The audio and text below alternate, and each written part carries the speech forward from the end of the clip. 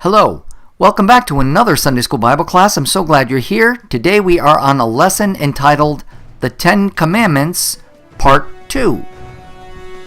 We are in a section in our curriculum where we are going to learn about the teachings of God. In our last lesson, we explained that God made an agreement called the Old Covenant with the nation of Israel that consisted of over 600 laws, many of which dealt with a priesthood, sacrificing animals, dietary laws, and many others. Among all those laws were the 10 Commandments.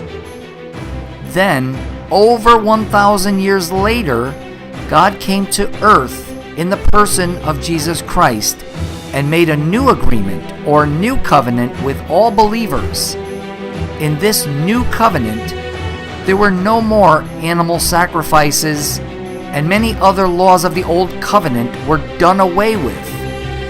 However, He gave us 9 of the original 10 Commandments and a few other laws that we will learn about in other lessons. That new agreement or new covenant went into effect sometime after Jesus died on the cross. Since these 9 commandments are the same as the Old Covenant, we must learn and obey them. The first commandment was not to believe in any other god. The second commandment was not to make any idols or statues to worship or pray to. The third commandment is, "You shall not take the name of the Lord your God in vain." That means whenever we use God's name, we must use it in a respectful way. We cannot use it as if it were just a common word, like an expression of excitement or anger. We are not to use God in a sentence where we are not speaking seriously of Him or speaking to Him.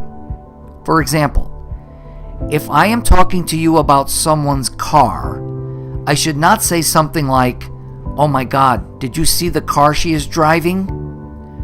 This is using God's sacred name to describe an object, and you're really not even thinking about God when you use His name that way. You're thinking and focusing on the car. You must not use God's name in such a way as cursing either. Be very careful and mindful when you use the name of God or Jesus in any of your speech. The fourth commandment is, "Remember to keep the Sabbath day holy. You must not work on the Sabbath day." This is the one commandment that God did not give to believers in the new covenant. The Sabbath day is the 7th day of the week, which is Saturday. The Israelites under the Old Covenant were not allowed to work on the Sabbath day. They were not even to make their animals work on the Sabbath day. This commandment was given and had to be obeyed for all those people who lived before Jesus died on the cross. For all those people who lived after Jesus died on the cross, this commandment, just like the animal sacrifices, no longer has to be kept. So just to make sure you understand, it is not a sin if a person today goes to work on Saturday. Keeping this commandment does not apply to us today. However, there is a certain custom to set aside one day of the week for the worship of God. That day for us is Sunday. It is not a sin if we work on Sunday, but we should try to devote that one day to give to God all our attention and take the opportunity to worship, praise, pray, listen to, and learn God's Word. So we really should deliberately not schedule or plan to do things during that time when we should be at church worshiping God. Coming to church and focusing on God will make us stronger, better, and more importantly, have a better relationship with God. But again, it is not a sin if you work on any day of the week. The fifth commandment is, honor your father and mother, that you may live a long life. This means that we must not talk back, yell at, make fun of, curse, fight, or hit your parents, or call them names, or disobey them. When they speak to you, you should not act like you did not hear them, and you must never demand that they buy you things or tell them what to do. You must not embarrass your parents by getting loud, crying, or taking a fit because you want something. You must respect them and ask for things that you need or even things that you may want.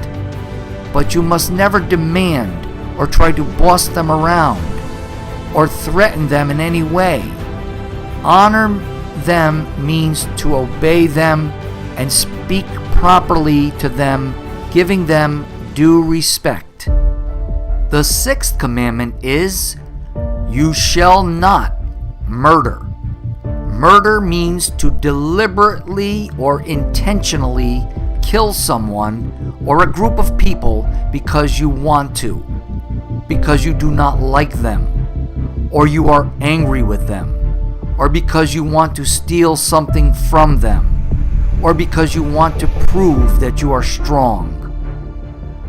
Only God has the right and the authority to say if someone should live or die.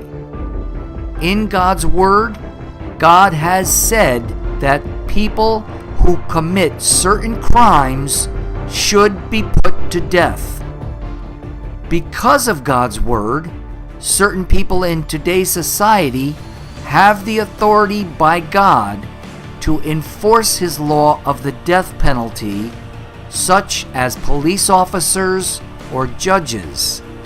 But even they must only enforce that death penalty under certain circumstances or certain conditions. However, beyond that, no one has the right to kill anyone using any weapon or any method. God is not pleased with fighting and killing. Songs, TV shows, and movies that present killing as if it is fun or cool displease God very much. Never think that killing someone proves you are tough or strong, or that it makes you a real man.